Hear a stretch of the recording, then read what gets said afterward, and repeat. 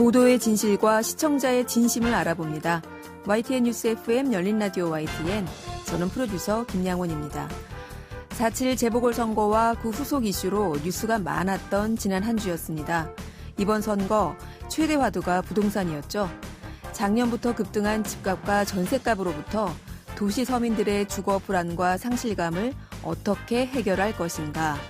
이것이 후보들의 주요 공약이었는데요. 여기에다 선거를 코앞에 두고 각종 세제의 기준이 되는 아파트 공시가격이 공개되면서 이의 신청이 본물을 잃었다는 보도들이 심심치 않게 나왔습니다. 급등한 집값만큼 당연히 공시가도 껑충 뛰었기 때문인데요. 공시가격을 현실화하려는 정부의 정책 방향 때문인지, 그 산정 방식 때문인지 잠시 후 팩트체크해 보겠습니다. 미디어 비평에서는 서울시장을 조선족도 뽑는다? 조선족도 투표권이 있는 게 맞나? 이 논란도 이야기 나눠보겠습니다. 4월 12일 토요일 순서 바로 시작하죠.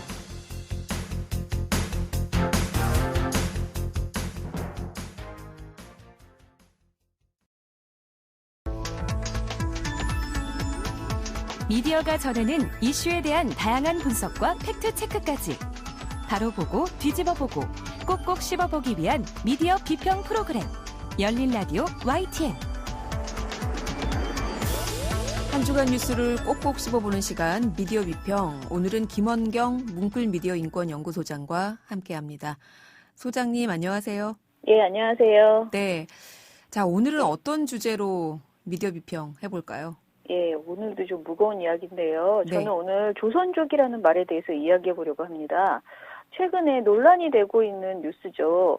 구미 여아 사망 사건. 네. 이 보도에서 DNA상 여아의 친모로 밝혀진 외할머니가 조선족이라는 식의 언급이 돌고 있습니다. 네. 오죽하면 경찰이 아니다라는 입장까지 밝혔는데요. 네. 또 최근에 역사 왜곡 논란 끝에 조기 종영된 SBS의 드라마 조선 구마사의 작가가 조선족이다라는 기사가 나오기도 했습니다. 그리고 또 하나가 있던데 이번 서울시장 재보궐선거에서 조선족이 투표권을 가지고 있다면서 이것이 문제다라는 식의 논란이 되고 있는 기사도 있었습니다. 저는 오늘 이 논란을 좀 정리해보고 싶어서 가지고 왔어요. 네. 자, 네. 하나하나 좀 짚어보죠. 먼저 구미 3세 여아 사망 사건, 이 친모로 밝혀진 외할머니가 조선족이다. 사실인가요?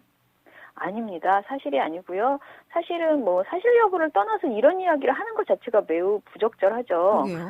예, 그 사망 사건 보도를 보면서 제가 문제의식을 애초에 가졌던 것은 이제 미디어가 이렇게 지나치게 사생활 킥이나 흥미 위주로 접근하는 것이 맞는가라는 문제의식을 가지고 모니터를 했어요. 네. 근데 모니터를 하면서 좀 신기했던 게 검색을 할 때마다 구미 3세 여아 이렇게 치면은 자동 완성 기능이라고 하는 게 있잖아요. 네, 이렇게 네. 뒤에 글이 붙는 거 거기서 자동 완성으로 조선족 이렇게 뜨는 거예요.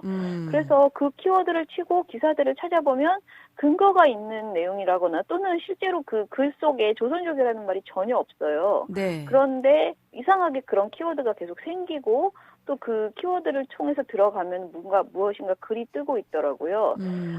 제가 좀 찾아보니까 그 과정에서 파이낸셜 뉴스가 구미 여아 관련 사건을 보도할 때 밑에 불필요하게 해시태그로 구미 3세 여아 조선족 이렇게 내용을 넣고 있다는 것을 알게 됐습니다. 네. 물론 이거는 기사에서 걸리는 경우고요. 그렇지 않고 블로그 글에도 굉장히 이런 해시태그가 많이 걸려 있는데요. 실제로 그 블로그 글에서 내용에서는 어떤 근거도 없고요. 심지어는 조선족이라는 단어 자체가 없는 경우들이 많았습니다.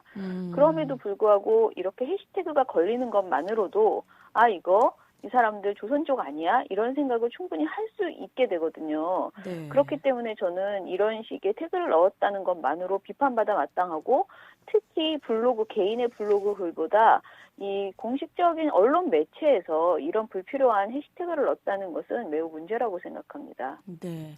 이 근거도 없이 해시태그에 조선족을 넣은 것, 좀 네. 악의적이라는 생각이 드는데 경찰은 혹시 공식적으로 확인해 준 게 있습니까? 지난 3월 25일 수사를 담당했던 경찰 관계자가요, 연합뉴스 인터뷰를 했는데 여기에서 친모가 조선족이라는 의혹은 사실이 아니다라면서 이들은 구미에서 살아온 평범한 시민이고 부부 모두 초혼이었고 두 사람 다 회사원이고 오래전에 결혼을 해서 함께 살아온 것으로 안다라고 밝혔습니다. 네. 예, 만약에 실제로 이분들이 중국 동포라고 하더라도요.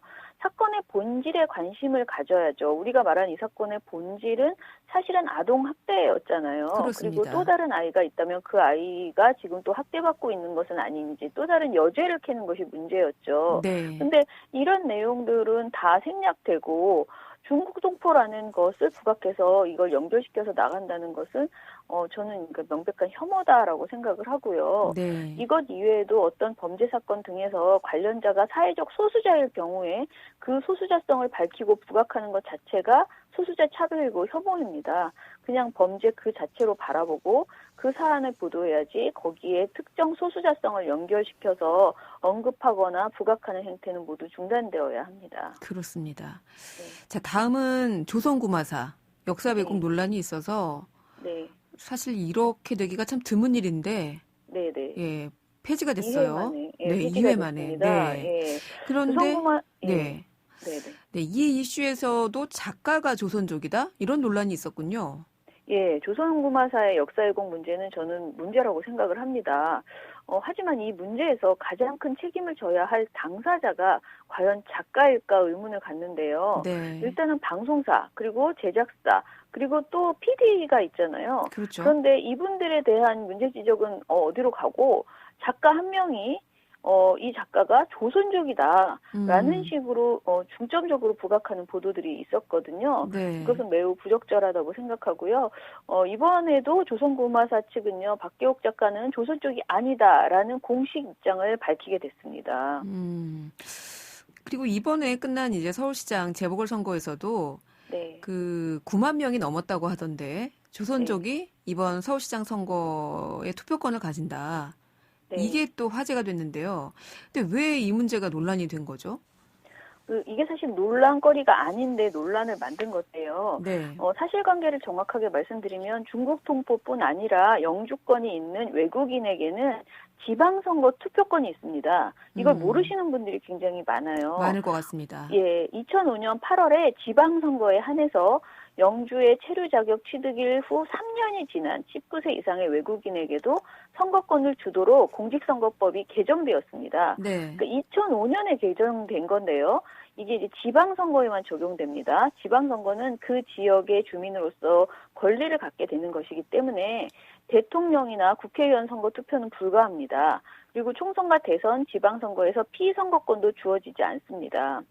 그런데 이번 선거 과정에서 유난히 조선족이 투표권이 있다는 것만 문제 삼는 식의 그런 글들이 굉장히 많았습니다. 네. 제가 너무 아쉽게 생각하는 건요. 선거 과정에서 이런 논란들이 막 불거지면 언론사가 이것이 논란이다라고 처리할 것이 아니라 국민들이 오해를 갖지 않게 이런 오해가 그냥 오해가 아니고 어떻게 보면 혐오와 차별을 조장하는 것이잖아요. 네. 그래서 이것을 매우 적극적으로 정정해주고 그야말로 팩트체크해주고 이러면 안 된다라는 보도가 이어져야지 되는데 사실 그런 보도들이 많지 않았다는 것입니다. 그래요. 우리 미디어들이 이 중국 동포에 대한 부정적인 이미지만을 인용해서 그냥 보도하고 그친 것을 네. 쭉 짚어주신 건데 네. 이 조선족이라는 표현 있잖아요. 네네. 이 자체의 비하나 어떤 차별이 느껴지는 것 같아요. 그렇죠. 이미 네. 우리가 그게 이제 인식이 돼버린 거예요. 차별적 용어로. 네. 그러니까 조선족이라는 말은 혈통적으로 우리와 같은 민족입니다. 그러니까 그렇죠. 조선족 분들은 우리 동포예요. 네. 간도나 만주 등에서 살았던 우리 동포들을 중국에서는 소수민족이니까 중국 내에서는 조선족이라는 이름으로 부르고 있었던 것이죠. 네. 그러니까 중국 내에서 칭하는 표현이었는데요. 이것이 이제 우리에게도 그대로 그분들이 이제 한국에 많이 최근에 이제 들어오면서 네. 조선족이라고 그대로 부른 것이죠. 그래서 사실 어떤 분들은 그게 왜 차별 용어야 이해할 수가 없어라고도 말씀을 하십니다. 그런데 그 말 자체가 애초부터 차별 용어나 비하 용어는 아니었죠. 그런데 네. 우리나라에서 미디어 등에서 조선족에 대한 부정적인 묘사가 너무 많아지면서 조선족이라는 말은 실제로 차별을 하는 그 어떤 비하 용어로 느껴지게 되어버렸습니다. 그래서 한국 내에 살고 계시는 많은 당사자분들이 조선족이 아니라 중국 동포라고 불러달라. 그 네. 표현이 좋다라고 말씀을 하십니다. 조선족이라고 했을 때는 뭔가 낮잡아보는 그런 느낌이 이제 느껴진다라는 것이죠. 거리두기와. 그런데 우리를 그냥 재미동포, 제일동포를 부르듯이 중국 동포라고 불러야지 어떤 동포의 개념, 같은 민족이라는 친근감 이런 것들이 더 많이 생기고 그렇게 똑같이 대해달라라는 의미입니다. 그 당사자들도 네, 그냥 우리 중국 동포로 불러달라. 조선족 말고. 이렇게 네, 얘기를 하고 있는데, 그러면은 조선족 대신에 중국 네. 동포라고 할 수 있는 어떤 뭐 가이드라인이나 뭐 이런 게 있어요? 예, 일단은 2010년에요. 국립국어원은 일상적으로 사용하는 언어 표현 중에서 다른 사람을 차별하는 말을 정리하고 그 대안을 제시한 책자가 있는데요. 근데 네. 이 책에서 조선족이란 말은 중국에 있는 여러 소수민족 가운데 우리 민족을 다른 민족과 구분할 때 쓰는 말이다라고 설명하면서 이 때문에 우리는 중국 동포나 제중 동포라는 그런 표현을 사용하는 게 좋겠다라는 순화어를 제시했습니다. 그리고 서울시에서도요, 2018년 3월 27일 행정용어 순화어 고시에서 조선족이 아니라 중국 동포라고 부르겠다라고 고시를 했습니다. 그 서울시 행정순화어라는 거는 이게 네. 서울시에서 사용하는 뭐 공문서 이런 데에 사용되는 언어인가요? 예, 그렇습니다. 국어기본법 및 서울특별시 국어사용조례 규정에 따르고요. 서울시장이 고시를 하거든요. 당연히 모든 서울시 공문서에 적용이 됩니다. 근데 이게 단순히 우리가 생각하는 공무원들이 주고받는 그런 문서뿐만 아니고요. 네. 공식적으로 작성하거나 서울시가 제작하는 모든 글의 문구, 명칭, 표시판, 서류, 책자, 음향자료, 영상자료, 그리고 홈페이지 및 인터넷 정보 모든 것에서 사용하는 그런 용어라고 합니다. 네. 또한 이는 서울시뿐만 아니라 서울시 소속의 산하기관들이 굉장히 많잖아요. 그 기관의 홍보물 및 안내판에도 적용되어서 사용하기를 권장하고 있습니다. 그렇군요.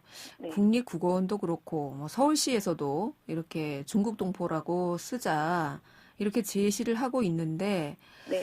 그런데 언론을 보면 여전히 조선족이라는 말이 더 많이 사용되거든요. 왜 네, 그럴까요? 그렇죠.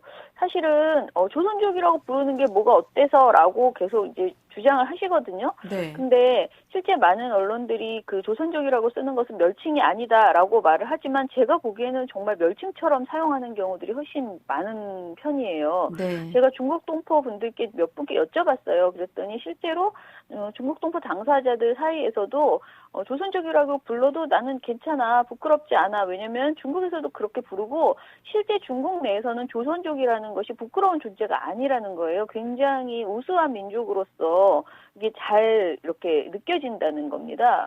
그런데 왜 우리나라에서만 이렇게 약간 조선족하면 이런 부정적인 이미지로 멸칭처럼 되어버렸는지 이것이 참 안타깝다 이런 말씀들을 하시고 있어요. 네.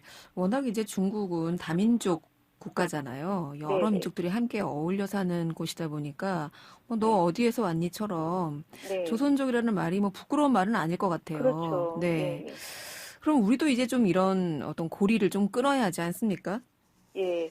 최근 몇 년 새 가리봉동, 대림동, 안산, 원곡동 등에서 벌어지는 사건을 모티브로 한 중국 동포 밀집 거주 지역을 배경으로 한 르아르 작품이 굉장히 많이 있었죠. 영화가. 그래서 네. 예, 그런 영화가 많았어요. 네. 조선족은 야만적이고 잔인한 범죄자, 청보살인업자, 뭐 인신매매, 조직폭력배 등으로 묘사되어 혐오감을 불러일으키는 경우가 많았습니다. 제가 보면 드라마에도 이런 게 굉장히 많이 나왔어요. 네. 조선족 하면 이런 부정적인 인식을 우리가 갖게 되어버린 것이죠. 근데 영화 청년경찰 사례가 가장 대표적인 사례였는데요. 네. 중국 동포들이 청년경찰 영화 상영을 금지하라면서 2017년에 서울중앙지방법원에 제작사를 상대로 해서 1억 원 손해배상 청구 소송을 했거든요. 네. 그리고 작년 4월에 이게 판결이 나왔습니다. 판결 내용이 굉장히 고무적인데요. 법원은 영화 청년경찰 제작사 측에게 조선족 동포에 대한 부정적 묘사로 인하여 불편함과 소외감을 느꼈을 원고들에게 사과의 뜻을 전하고 앞으로 영화를 제작함에 있어서 관객들에게 특정 집단의 편견이나 반감을 일으킬 소지가 있는 혐오 표현은 없는지 여부를 충분히 검토할 것을 약속하라.